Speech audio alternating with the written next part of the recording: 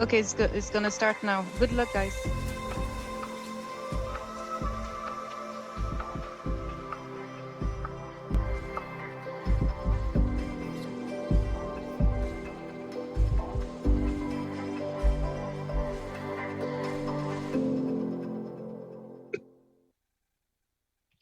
Hello, everyone. Welcome to this session towards clean air in the Western Balkans. My name is Anya Sitharam, and I'm very pleased to be the moderator of this session today. Now, over the next hour, we'll be discussing both the challenges the region faces and the progress it's made in improving air quality standards as part of efforts to meet the requirements of the EU acquis. Particulate matter and sulfur dioxide emitted by coal burning in obsolete power plants are frequently above EU legal limits, and as are particulates produced by coal burning in biomass combustion for residential heating. In this session, however, we're going to be focusing on coal pollution. We're shortly going to be hearing from leading scientists and decision makers in this field. But firstly, about the problems posed by coal combustion. And in the second half, we'll be talking about steps to decarbonize the Western Balkans. And we'll be taking questions after our first three speakers. So please start sending via Slido, #EU GreenWeek 2021, and we're in room 4. So before we start, I'd like to just quickly introduce our speakers. We have Claudio Bellis, who's the project leader at the Air and Climate Unit at the Joint Research Centre, Directorate Energy, Transport and Climate. We have Vlatko Matkovic, Senior Health and Energy Officer from the Health and Environment Alliance, also known as HEAL. We have Peter Weider, Senior Environmental Expert, Energy Community Secretariat. And in the second half, we'll be hearing from Nasser Nuruddini, Minister of Environment and Physical Planning of the Republic of North Macedonia, Petros Kakalis, Member of the European Parliament, and also from the European Commission, Francois Wackenhut, DG Environment, Head of Unit Clean Air, and Holger Schroeder, DG NEAR, Head of Unit Western Balkans, Regional Cooperation and Programme. So welcome to all our speakers. Let's start then, and to give a brief overview of the impacts of air pollution, I'd like to welcome Claudio Bellis. Thank you, Anya, for your brilliant introduction. And as you said, I'm going to provide a very brief overview of the situation in the Western Balkans in order to prepare the floor for the following presentations. In this slide, you can see the concentrations, so the maximum concentration in particular of PM210 and PM and SO2 in the Western Balkans. In the diameter of the spot you see represent the values. And as you can see, the values, high values are quite spread in the entire region for PM10 on the left side, while the high levels of SO2 are mainly located in the northern part of the region, which more or less coincide with the location of the power plants. But we look a little bit more into detail the situation of the sources. This is a slide represents the contribution of sources to PM2.5 in the main cities of the Western Balkans, and the colors on the bar that you see on the top are indicating the different sources. The blue one in particular is the contribution of energy production to PM2.5 that, as you can see, reach around 30% of the total, and is followed by biomass burning and by agriculture that contributes to PM2.5 through secondary processes. But another interesting view of the information is about the geographical sources that contribute to pollution in the cities. As you can see at the bottom, so the Western Balkan cities contribute less than 20% to their own pollution, while more or around 40% of the contribution comes from international, which means the contribution of sources located outside the country where the city is placed. And this, of course, is important for designing the policies. Now we move to greenhouse gases. In particular, I'm talking about CO2 emissions. And I would like to focus on the sources again. And here we see that energy production share of emission in 1990 was around 50% of CO2, while transportation was around 12%, and the shares of these two sources increased in 2018 to more than 60% to energy production and around 16% for transportation. But why do we care about air quality? Do we care because it impacts on health? In this slide, you can see the mortality, which is allocated to the different countries in the EU27 and in the Western Balkans. And it's immediately evident that the mortality in the Western Balkans is above the EU27, but in certain cases, the level are the highest of this entire group of countries. And another interesting feature from this figure is that the EU27 countries with the highest mortalities are all neighbors of the Western Balkans, clearly indicating that the entire region has an issue about air quality. My last slide is about the trends of mortality. This is a JRC work where you can see the evolution of mortality from 2000 to 2050 under different scenarios, and for PM2.5 and for ozone.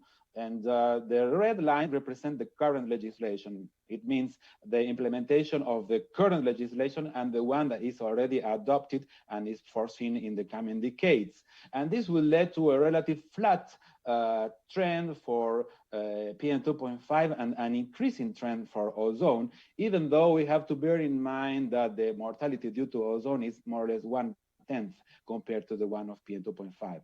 But the more interesting part of this analysis is the change in mortality that can derive for the implementation of different measures.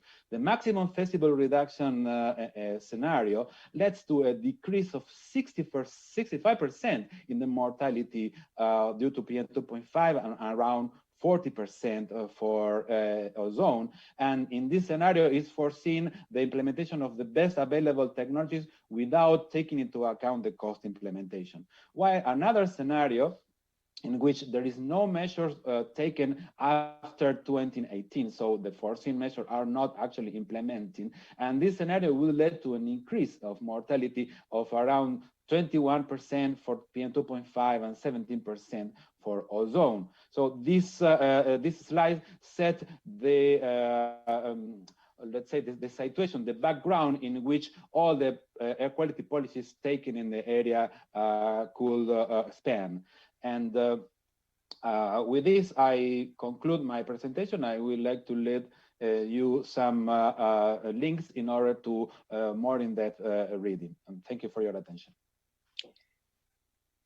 Thank you very much, Claudio, for that presentation. And let's go on to our next speaker then, also looking at the problems caused by coal combustion and pollution. Vlatka Matkovic from the Health and Environment Alliance. Over to you. Hello, everybody. Good afternoon. Yes, so I work on Balkan region as from an aspect of air pollution and health impacts. Since 2014 within HEAL and Health and Environment Alliance. And we have been following basically the largest source of PM SO2 emissions, and those are, as Claudia mentioned, coal power plants. So in Balkan region, we have 16 coal power plants that are emitting really enormous amounts of air pollution. Just to illustrate, when comparing to European 250 coal power plants, they're basically emitting the same. So 16 on one side and then 250 in European region. And you can imagine then that from this small region, these coal power plants, of course, then this air pollution would be spreading to other countries as well. Same as Claudio mentioned, most impacts will be spread to neighboring countries, neighboring EU countries, and then to the rest of the world. When it comes to health impacts, we calculated for one of the recent years that these 16 coal power plants are causing something like a little bit less than 4,000 premature deaths yearly. So this is yearly number. 8,000 cases of bronchitis in children, and so on and so on. When we put some kind of a price tag to all of those health impacts, we come about 11 billion euros of yearly damage to population of Western Balkans and Europe. And unfortunately, we also need to mention that majority of this cost is paid by European Union. Why?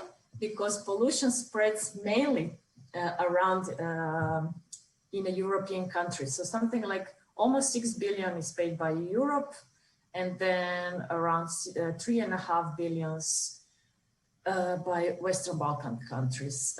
So as you can see, air pollution knows no borders. And it's pollution in one country is not a particular problem only in that country, but also in all the neighboring country and wider. What could Western Balkans do about it? Well, of course, we have some of the legislations that needs to be followed.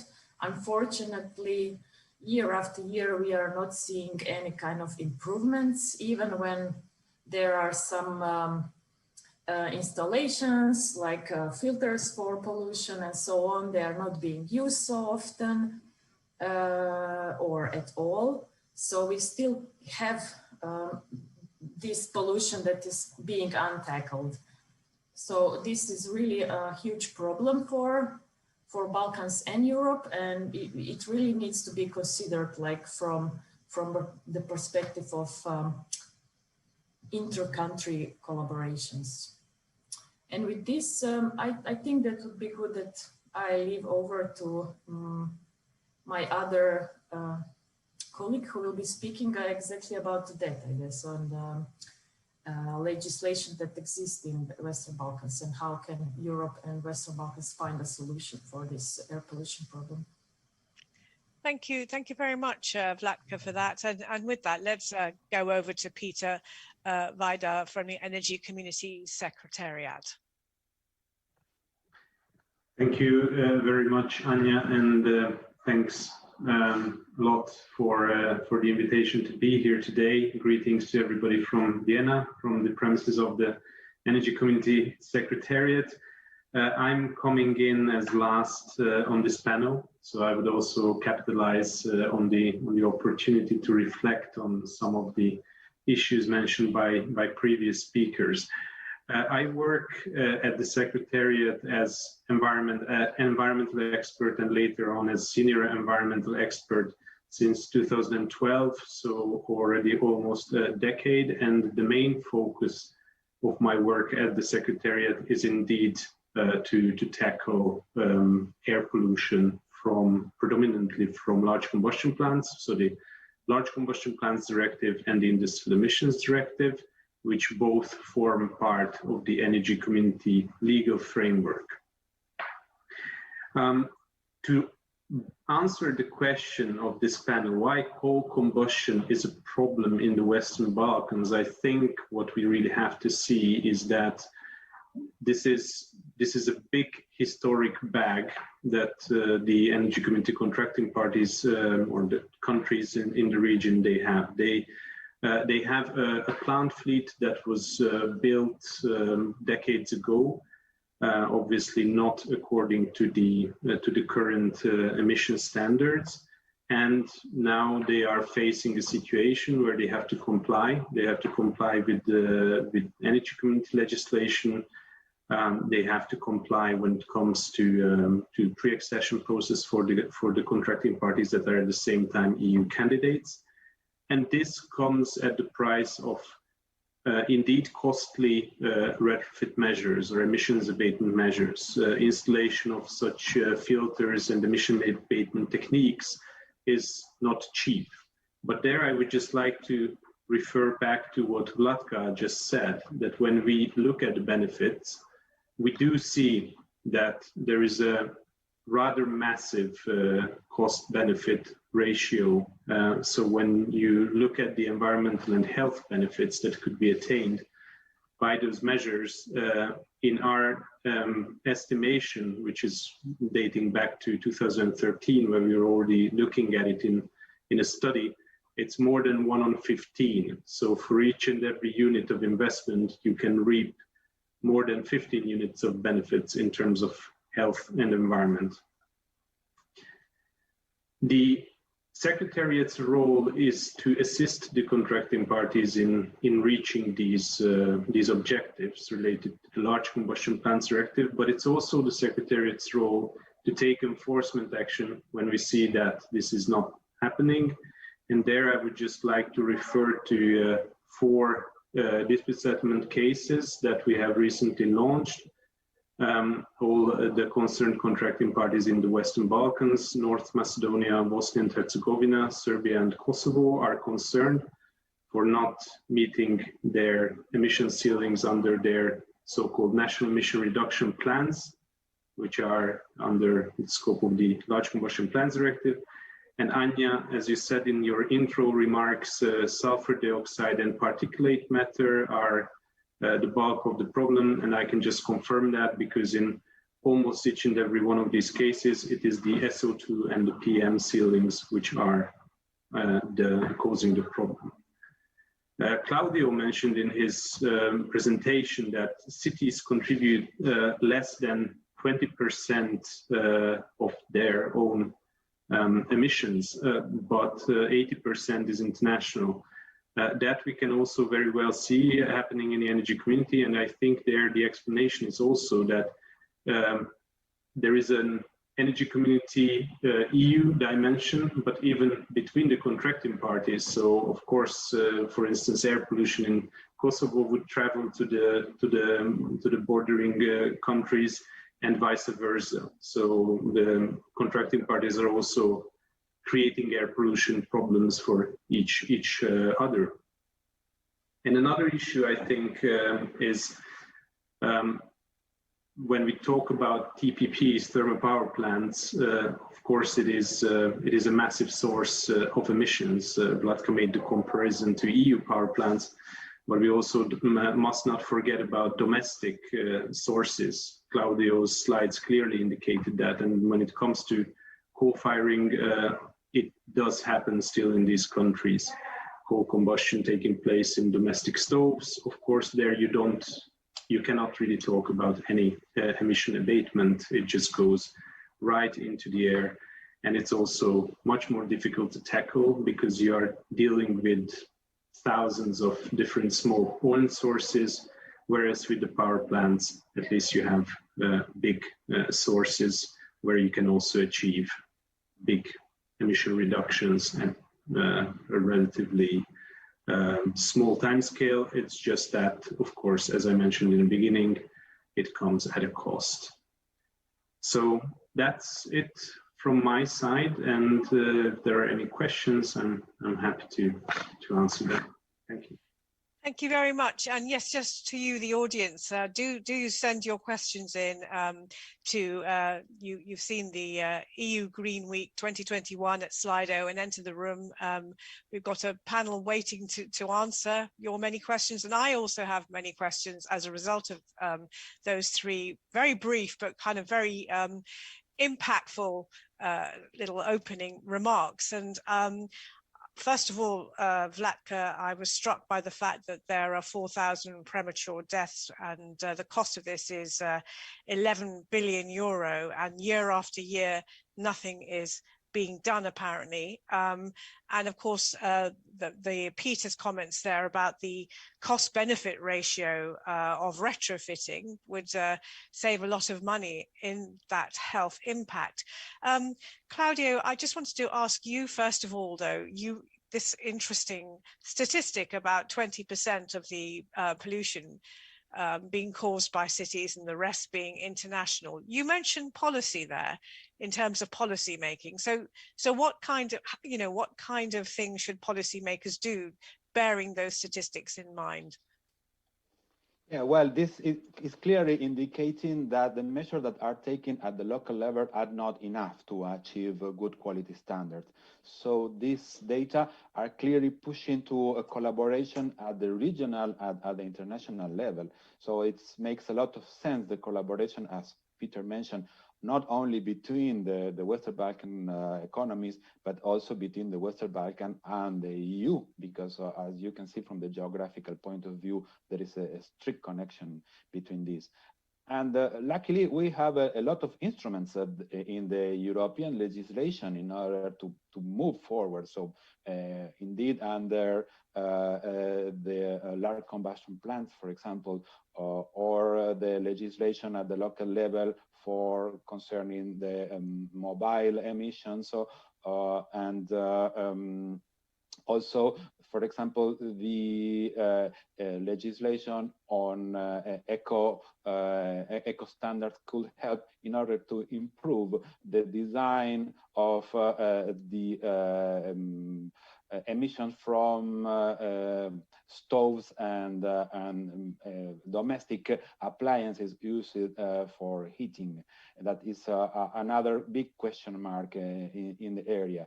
So in conclusion, there are certain measures at the local level, like those for traffic and for heating, but those about combustion plants are and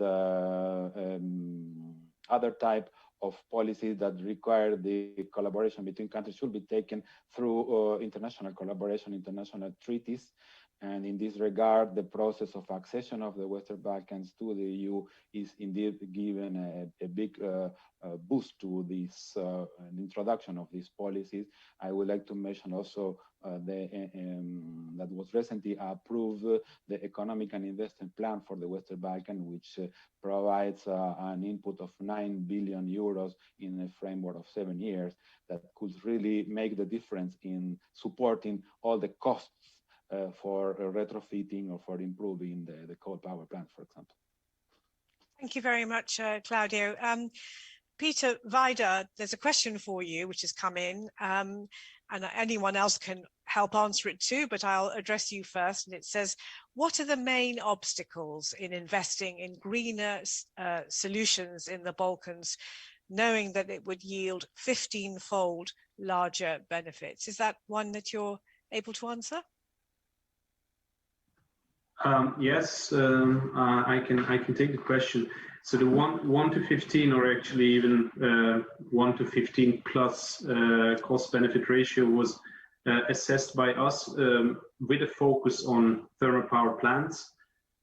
So it is really like the cost benefit estimate if you would implement emission abatement measures at the whole bulk of the plant fleet in the energy community, then you would be able to attain those benefits. So the biggest bulk of the problem is the cost element that I also mentioned in my intro remarks. Is that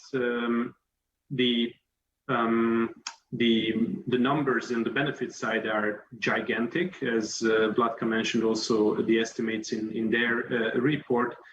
I don't recall the precise amount of benefits that we estimated, but it was also billions of euros. But that also means that the costs that you have to invest are also really major. So we are talking about even in smaller contracting parties, tens of millions of euros, or in larger ones, hundreds of millions. that need to be invested, and financing generally for coal is just drying out. So that is of course also part of the issue, that CO2 pricing and everything else obviously does not put into the direction that any investor would touch these assets. But what about the Chinese investment? That's another question that's come in. That's another question, but that is more related to new investments, so like new coal-fired power plants. We have seen that on the example of several plant projects in Western Balkans contracting parties, but that is becoming also more and more challenging according to our experience. In Bosnia and Herzegovina in 2016, there was a power plant which is a new one, and that's the only new one in the Western Balkans, in Stanari, that was done in such an investment construction. However, any other power plants that were in the pipeline are having quite a lot of headwind. Thank you. And Vlatko Matkovic, I'd like to bring you in here. So is there such a thing as a newer power plant that would produce cleaner emissions? They would produce less, yes, but not without health impacts and not without costs. So we are definitely, when we are thinking about energy sources and coal, we advocate for long-term planning that would lead to decarbonization. So basically this means in very recent time perspective to close down coal power plants in Europe and also in Western Balkans, focus on less polluting or no polluting energy forms such as wind and solar. And it seems that Western Balkans is not completely out of its way. It's already a green agenda following EU Green Deal is starting over there. So Claudia also mentioned investment plan. There are changes. There needs to be more changes, obviously, and we definitely need to strengthen this narrative of zero pollution in Western Balkans, because obviously Western Balkans can follow in that sense European Union. They are very rich in resources, and we have to see that for people's health, there needs to be zero harm to people's health, that needs to be zero harm, zero pollution, and we cannot delay anymore this kind of transition to cleaner energy sources and more fair energy sources. Okay, thank you. I'd just like to bring one of the other speakers who hasn't made his presentation in yet. Petros Kokalis, I could see you nodding there in the background. Would you like to come in there? I'm following the discussion and I still haven't heard anything about a solid decarbonization plan of the Western Balkans, which I think it's really what we should be talking about rather than emissions amendment, abatement. This is a public health issue. A very grave public health issue. At least in my country, we have more premature deaths due to pollution than we have had so far due to the pandemic. And this is something that's happening every year. So I think that it should be clear to everybody that public health is a paramount issue of importance here. And when it's time for my intervention, I would like to share some experiences from the Greek case of decarbonization. Thank you. And let's move on to that section now. And there's a question here about transition. Transition will require huge investment. Where will the money come from? Well, we're going to about to hear from some of our speakers coming up now, because we're going to be talking about decarbonisation in the Western Balkans. And I'm very pleased to introduce our first speaker of this section. And that is Nasser Nuruddini, who's the Minister of the Environment and Physical Planning of the Republic of North Macedonia. Welcome. Thank you, Anya. Sorry, apologies about that. Thank you, Anya. Good afternoon to everybody, colleagues, members of Parliament, friends. Thank you for the opportunity to take part in today's event. As this topic, of course, is a priority for our country here, and we all know that we have similar issues. And I will start off actually by agreeing with Ms. Matkovic and the comments about the regional. There's not a single country in this region which does not face the same issue of air pollution and the emissions from our energy production. As I'll take our country as an example. As you know, we're approximately over 60% of our energy is currently produced by coal thermal power plant. We're trying to align ourselves, of course, to all the requirements, but the energy community in Vienna, Mr. Weida mentioned, we are doing very well on that side. We're also trying to align ourselves to the EU acquis, and we're harmonizing a lot of our laws and our legislations at national level as well as local level. May it be such directives as the CAFE, where we give the possibility, opportunity to the municipalities or the government to take action when these limits are crossed. This is all interlinked one with the other. For example, one of the things we have done over the last 2 months, and we've been very ambitious about this, we handed in our new enhanced NDC, and our commitment is to reduce by 51% reduction, which is actually a net reduction of 82% by 2030. The reason why we're doing this is because the key challenge of this is the energy. Is the energy challenge. As I said, we mainly use coal. We have some solar, and we have some hydropower plants. However, though, and I think you hit the nail on the head, Anya, when you said the financing. Countries like ours, we have certain limitations and budgets.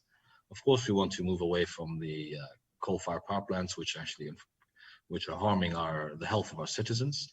However, at the same time, the question is, how are we going to fund this? Hence why we are trying to create a more private investment-friendly environment in the country. We're supporting the private investments. What we're doing is we're trying to create either PPPs, or we're also looking at options of offering PPAs, where we as a country, as a government, are obliged to buy the production of energy from them.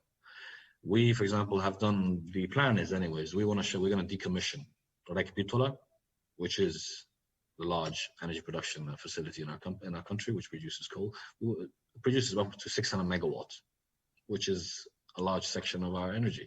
We are not only going to invest ourselves, but together with private investors are looking to go into solar, wind, and of course, one of the key strategic investments for our country, together with international investors, we're looking to build Chebaren, which is a hydropower plant in our country, which will produce up to 330 megawatts. That, of course, is a necessity. It's imperative that we have that in our strategy of decarbonization, because it will help us balance the electricity grid. At the same time, though, we're also co-investing in the Greek gas-powered plant, which will be built in the future, and we're co-investing in the Alexandroupolis port. We see gas as a transitional solution to achieving decarbonization. We, of course, can want and be ambitious and strive for similar standards to developed countries in the EU. However, though, it's going to take us a bit longer and it's going to cost us a lot more if we don't use gas as a transitional solution. Hence, together with the EU, we're actually working with the Commissioner, Varhey, as we're discussing this, that these funds being offered right now, the 9 billion for the region, parts of it will be used to develop our gas network. The idea, and I think Mr. Weida mentioned very much as well, when it comes to decarbonization, there's also the heating of our facilities. It's something that we cannot unfortunately measure right now, which is very interlinked with the air pollution as well, which is one of the major contributors to air pollution in our country. We cannot quantify it, but we can support it. What we have done in our country so far is we have subsidized, even given grants to switch from using stoves, may that be from coal, wood, or any other form of heating, to switch to inverters, which are more environmentally friendly. At the same time, always raises the question of chicken or egg. Where do we get the electricity from? And currently we're producing it through coal-fired power plants. So hence, for us, it is imperative. We are moving absolutely towards renewable energy sources. We are going to phase out coal. Gas is going to be a transitional solution for us. And we will do this by investing in solar, wind, and hydropower plants. Together, with gas investments, as I said earlier, together with Greece. This is a regional issue, and I think it is of absolute importance that we work together. Hence why the Minister Skrekas and I, when I was on the Delphi Forum 2 weeks ago, together with Minister Skrekas, we discussed it, and we will also discuss it with the Commissioner, Vice President of the Commission, Mr. Timmermans, to try and pilot start a project for hydrogen storage. That is also the future if we want to decarbonize. That is a project we're looking at. We hope to actually be an example of the region together with Greece here and create a combined project that will support our decarbonization plans. Thank you. Thank you. Just before you go, and then very, very briefly, what's the timeline for that decarbonisation? You talk about the gas transition, but when do you expect to decarbonise by?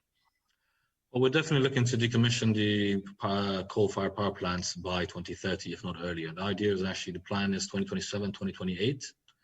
However, we think that we can do that. We want to be naturally net neutral, carbon neutral by 2050. However, though, we will decommission our coal-fired power plants by 2030 latest, if not earlier, 2027, 2028. We're taking an example here as well, because as Minister Skrekas from Greece said, they are decommissioning their coal-fired power plants by 2023, latest 2025.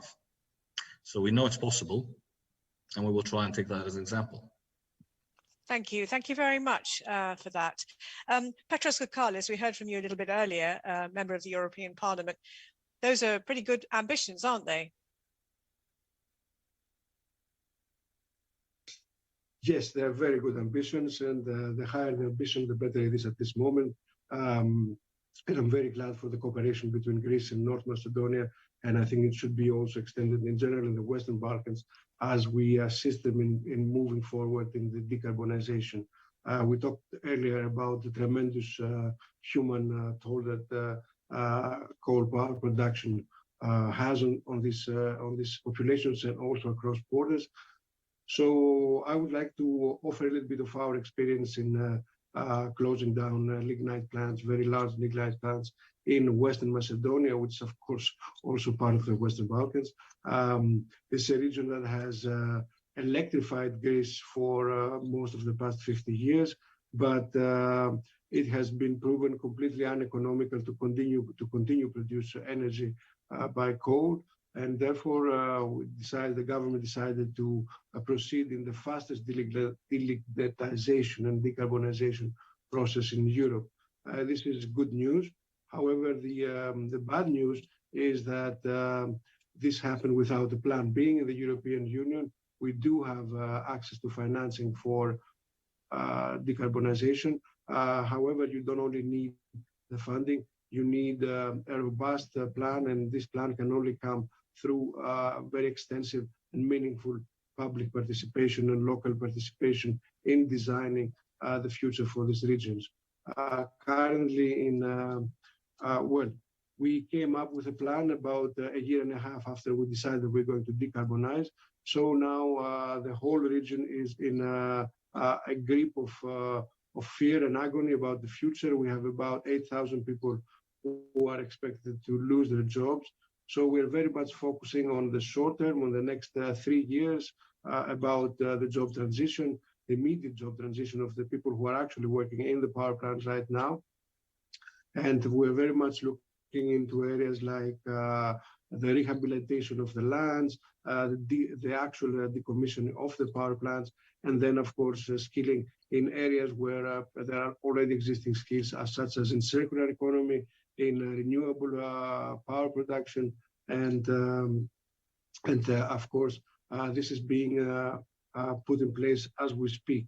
We have access to about 775 million euros from the Just Transition mechanism, and we're very conscious of the fact that this being the fastest delignitization process, it should be an example for the general transition, which of course starts with in the core of power production with coal, but then it will have to move to all sectors of society as we work towards a climate neutral Europe by 2050, the latest.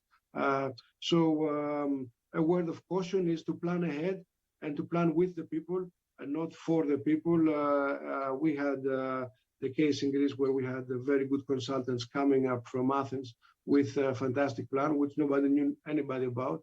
And that creates a great agony and fear.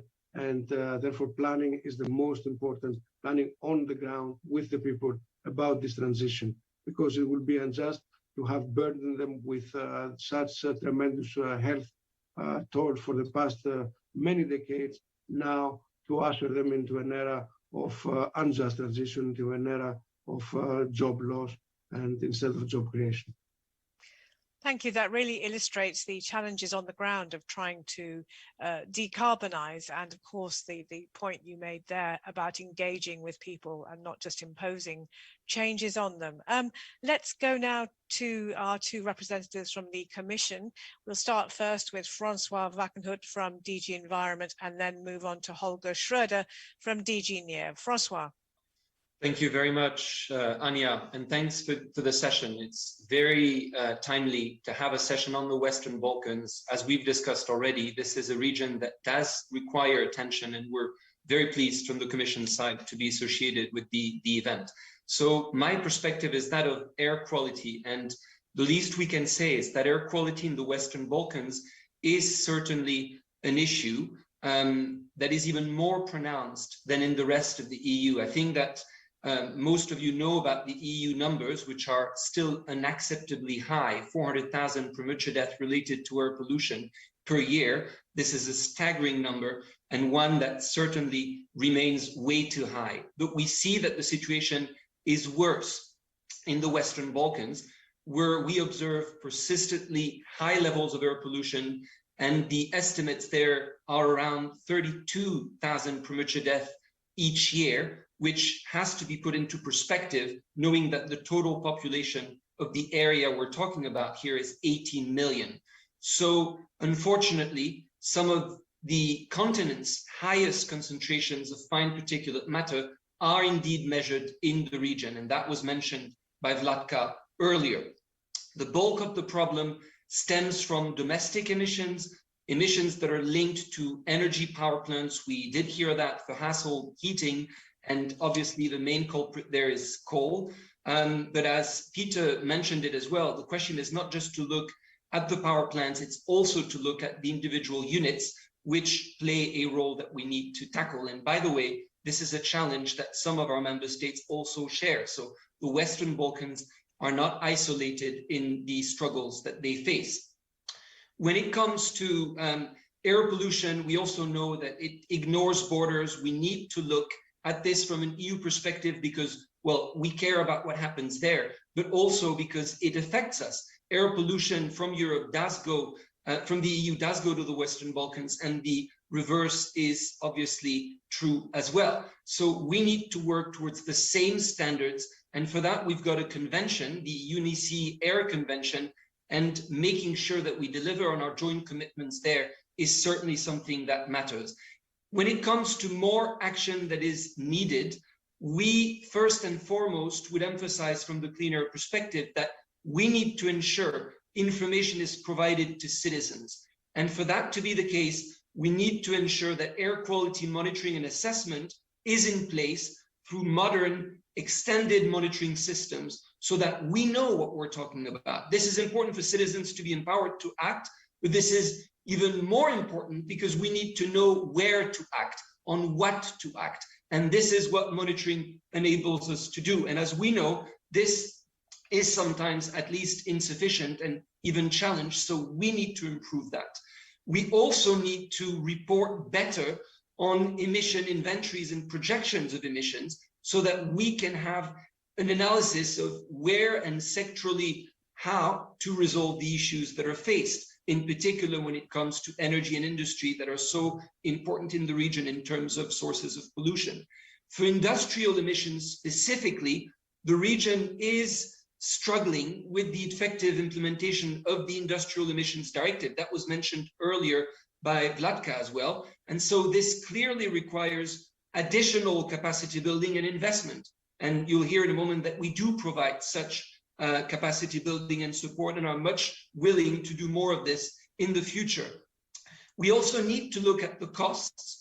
And the costs, well, as Petros just mentioned, are immediate. They're costs for the losers of the transition. We need to cater for that. We've got the just transition mechanism at EU level, but we also have got tools that are useful for the region that can be mobilized.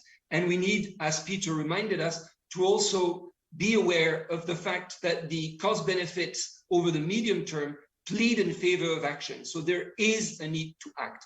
The good thing is much is happening.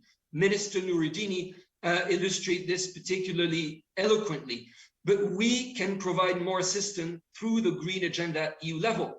We've got a zero pollution action plan that we're celebrating in this GreenWeek sessions as it was adopted on the 12th of May under the Green Deal. And it is a massive opportunity to expand the level of investment in zero pollution action, in decarbonization action across the continent, not just in the EU, beyond our borders as well. And long-term investments, as Vladka mentioned, are the solution. We need to go green the full way. And that requires capitalizing on all the means available, including through the economic and investment plan, as was mentioned by Claudio. And we need to build on projects that work, those that are developed with people. And I very much liked what Petros highlighted in that regard.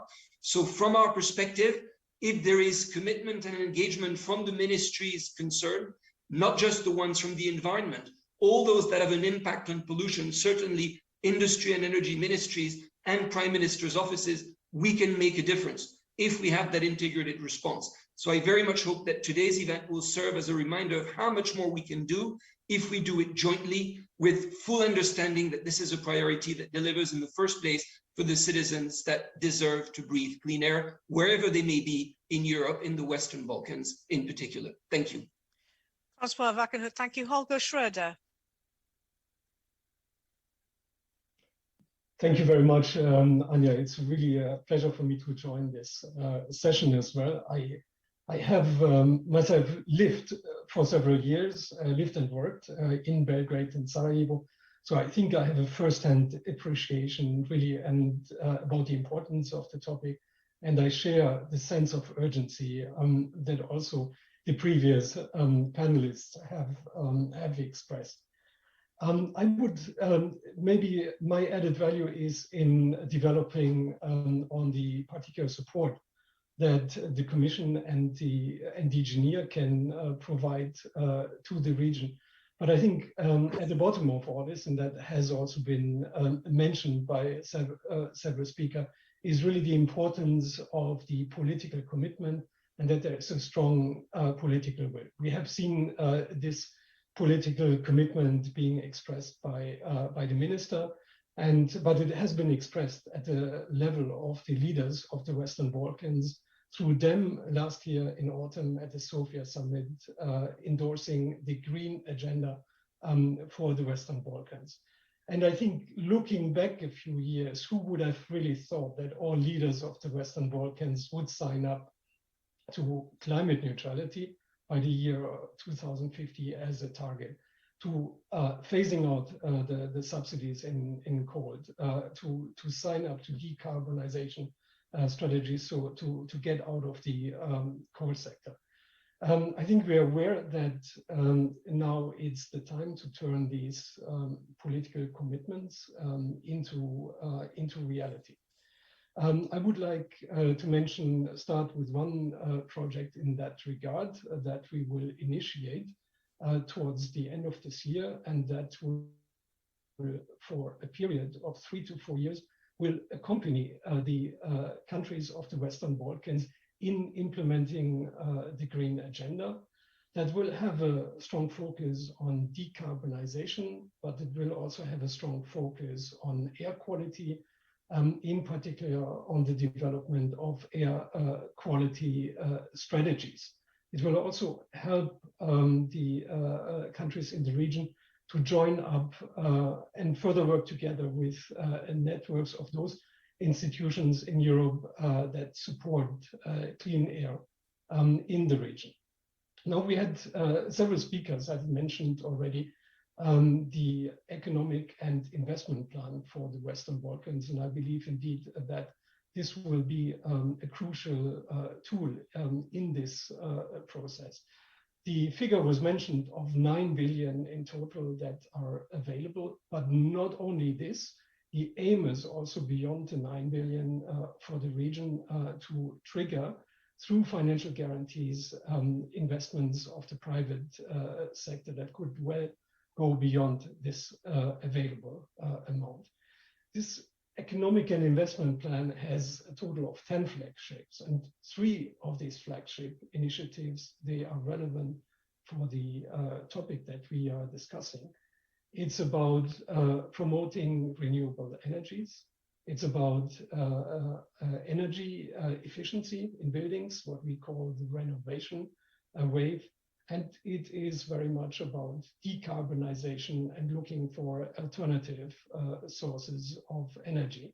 And here we agree very much with what the minister has mentioned. We also see gas as one alternative source of energy that can help to improve the air quality in the Western Balkans.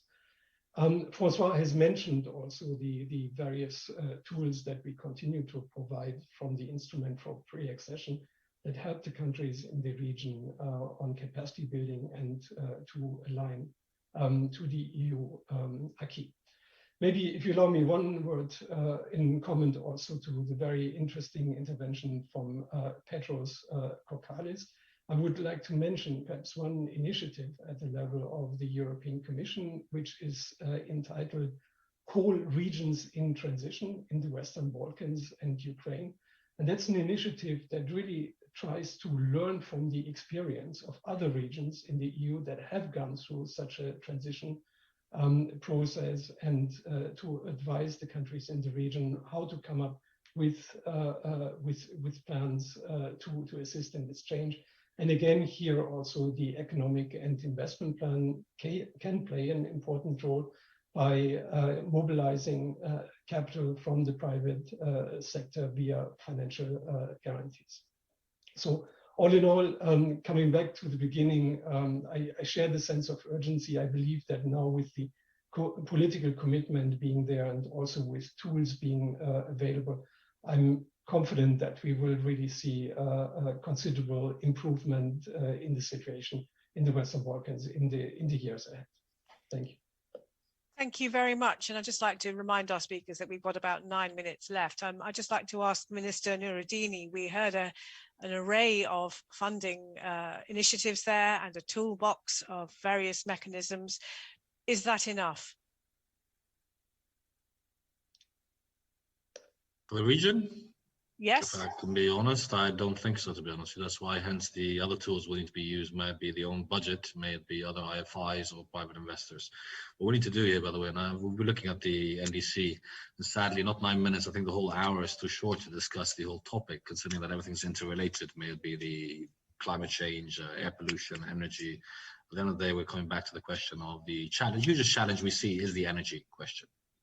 I think we can all agree on that, because when I say energy, maybe electricity, heating, and everything else, we will need more money. But if we look at the whole planning, at least our NDC proposal and the 63 measures and actions we're looking to take, the majority of the investments will also be coming from the private sector and from the consumption. We need to change the manner of consumption from our citizens as well. So this is one of the keys. Not only working on our energy strategy, energy production, but also changing the mannerism of the consumers. Our own consumers, the private industry, get our private sector to modernize, use modern technologies, and start implementing adhering, better said, to the new laws that we're proposing. Better filters, better processes, and more energy efficiency. Why do I say that? Is it enough money? What we're looking to do is we're looking to highly invest in energy efficiency in the next few years. It's one of the programs we're going to kickstarting. What does that mean? It has a lot of ripple effects. Energy efficiency will not only be invested from us as a government, from our budget, we will actually take out loans. We want to support and motivate and stimulate our citizens to invest in it. This is a very labor-intensive work, which means we're going to create new jobs, especially at the time of the economic situation we all have. Furthermore, we'll be using regional, local, if not regional products. So we're actually stimulating the market on different levels here as well.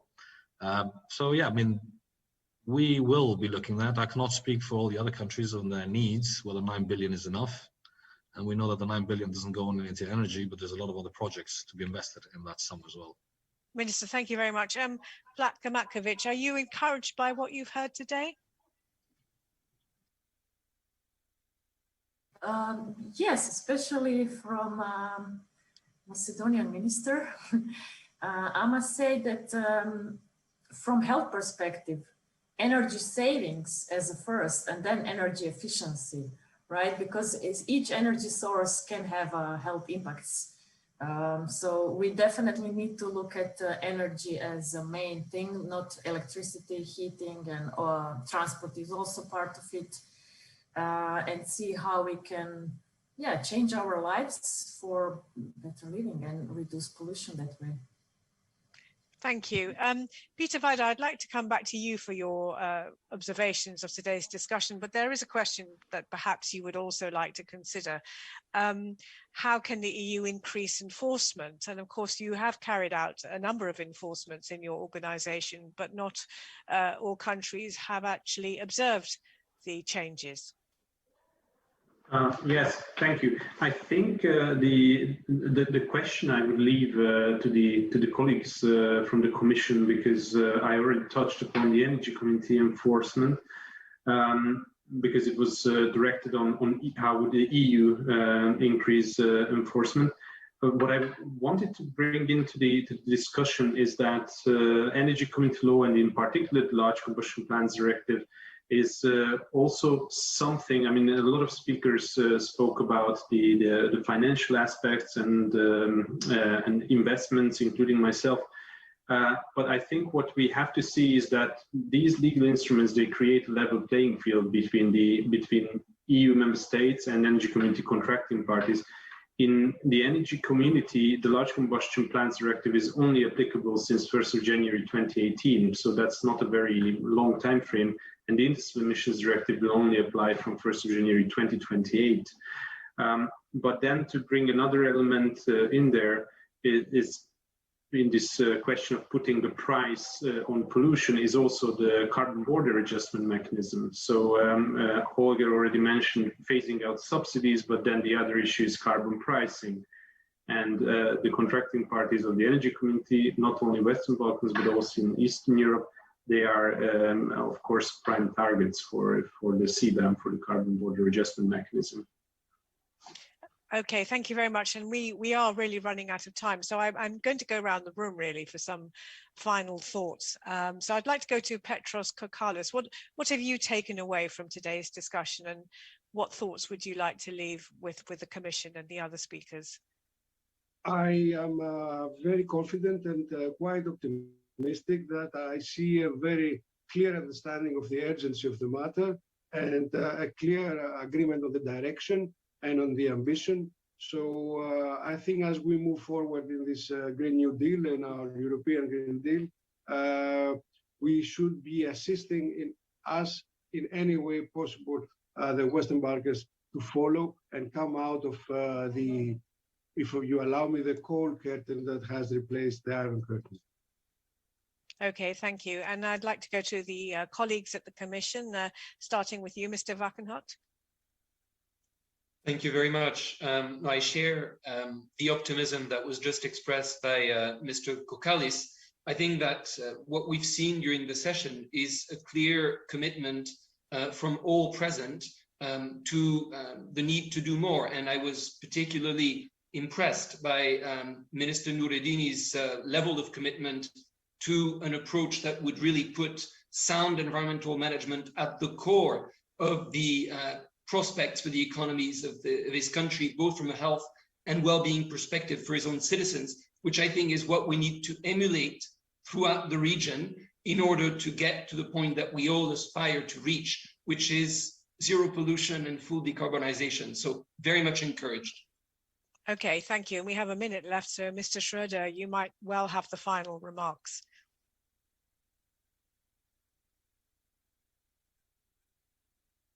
I have to unmute. Yes. So no, perhaps just to underline really the key role for both the EU and for the relations of the EU with the Western Balkans of the green agenda. It is a central topic, and it will be a central plank both for our policy cooperation with the Western Balkans as well as for the assistance. And I think that will allow to tackle some of the challenges also in the enforcement that were mentioned. Thank you. Thank you very much. And I'm going to wrap up now because we are running out of time, but we've heard about the immense problems that are faced, but also the sense of optimism that a lot is being done, because as speakers have said, that who would have thought that 10 years ago we would have even been talking about decarbonisation and hearing the steps that North Macedonia is prepared to take and reach that target of 2030 and 2050 is quite remarkable. So I would like to thank all our speakers for their really interesting interventions, and I wish we had another 2 hours to discuss. So thank you all very much, and also thank you to the audience for watching.